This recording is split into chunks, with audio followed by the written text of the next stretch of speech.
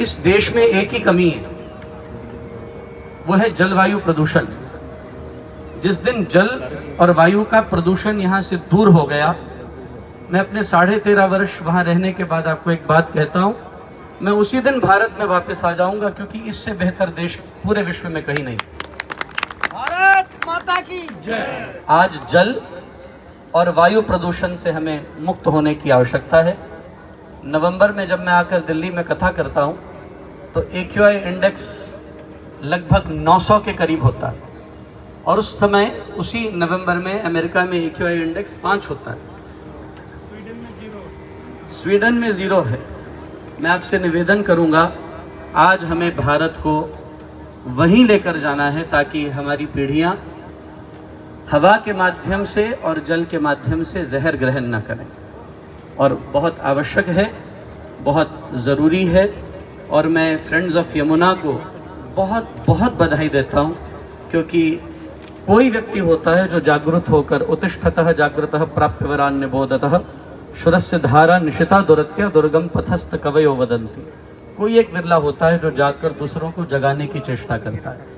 मैं प्रार्थना करूंगा कि आप इस अभियान में आगे बढ़ें, और जहां जहां हम लोगों का इटर्नल वॉइस परिवार का भाग अपेक्षित होगा, वहां पर हम पहले धन से, फिर तन से, फिर मन से। लोग तन मन धन करते हैं, हम तन मन धन नहीं करते। हम पहले धन से, फिर तन से, फिर मन से आपके साथ खड़े हैं, और मैं इसी में अपना योगदान विशेष रूप से आज डालकर मेरे माननीय दीवान चंद गोयल जी को यहाँ जो वृक्षारोपण हो रहा है उसके लिए अपना भी एक तुच्छ योगदान इस फ्रेंड्स ऑफ यमुना में ज़रूर डालना चाहूँगा, ताकि आप सभी, हम सभी मिलकर यमुना जी की पवित्रता को फिर से कायम कर सकें।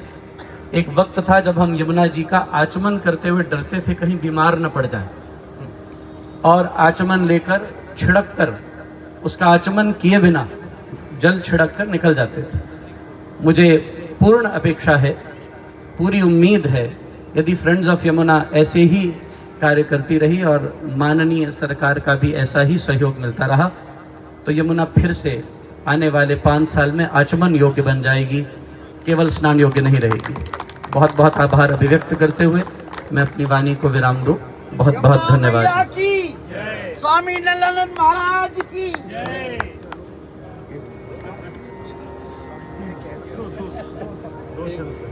दो शब्द जरूर कहिए, क्योंकि ना सिर्फ दिल्ली वासी, पूरे भारत की निगाह आपकी तरफ। सभी लोग थोड़ा बैठ जाएं, सभी लोग बैठ जाएं।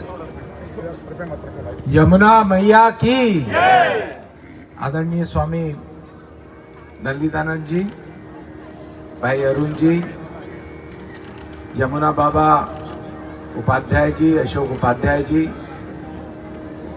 फ्रेंड्स ऑफ यमुना के संस्था के अध्यक्ष भाई रमेश जी, मेरे मित्र, मेरे साथ भारतीय जनता पार्टी में काम करते हैं भाई सुशील उपाध्याय जी, यहाँ पर उपस्थित सभी आत्मीय जन, मातृशक्ति। आदरणीय स्वामी जी के इतना अच्छी बात कहने के बावजूद मेरे पास कहने के लिए केवल इतना ही है कि मैं आज सरकार का प्रतिनिधि के रूप में भी आप लोगों के बीच में हूँ। हालांकि मैं पहले आप सबका प्रतिनिधि हूँ, आपने मुझे चुन के संसद में इन्हीं सब कामों के लिए भेजा है, पर आदरणीय मोदी जी ने मुझे अतिरिक्त जिम्मेदारी दी 2 मंत्रालयों की, लेकिन मेरी जिम्मेदारी दिल्ली के प्रति, और जो बात मैंने चुनाव के दौरान यमुना मैया से प्रार्थना करते हुए की कि हम पूरा प्रयास करेंगे कि यमुना मैया को स्वच्छ निर्मल कर सकें, तो मैं मानता हूं कि दिल्ली की जनता को भी ये बात लगी कि दिल्ली में वो सरकार चाहिए जो सही मायने में दिल्ली की जनता की सेवा कर सके। और दिल्ली बहुत सौभाग्यशाली है कि यमुना मैया के किनारे हम दिल्ली वासी रहते हैं, तो ये हम सबका फर्ज बनता है, सबसे पहले तो दिल्ली वासियों का फर्ज बनता है कि यमुना मैया को हम गंदा ना होने दें। इसमें जैसा आदरणीय स्वामी जी ने भी कहा और मेरे से पूर्व रमेश जी ने भी कहा कि हम जो भी हमें लगता है कि ये पवित्र चीज है तो हम बहते हुए जल में प्रवाहित कर दें। हम ये नहीं सोचते कि उससे हम यमुना मैया को गंदा कर रहे हैं। उसके और भी उसको विस्थापित करने के, उसको खत्म करने के अलग तरीके भी हैं, हम उनको भी अपना सकते हैं।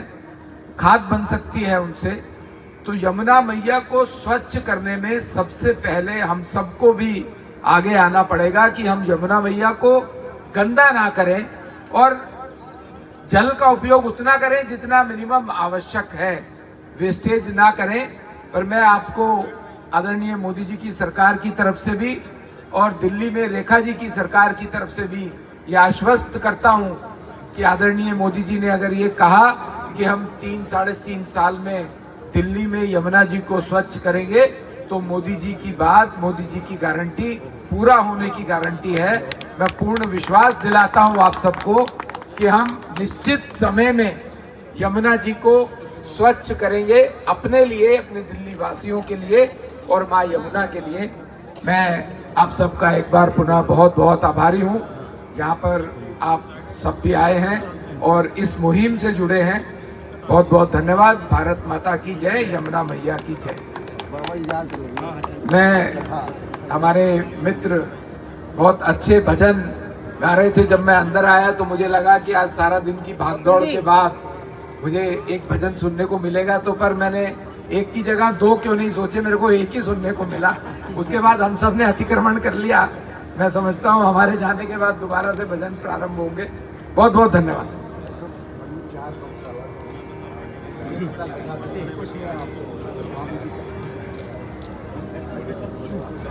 श्री राधे, धन्यवाद स्वामी जी का और माननीय मंत्री जी का। अब मैं आग्रह करूंगा कि ये स्थल थोड़ा सा डिकंजेस्ट कर दें, थोड़ा सा जाना चाहते हैं और आगे क्षमा प्रार्थना के रास्ता दे दो बाद प्लीज। राहुल चौधरी जी को कहूंगा कि अपना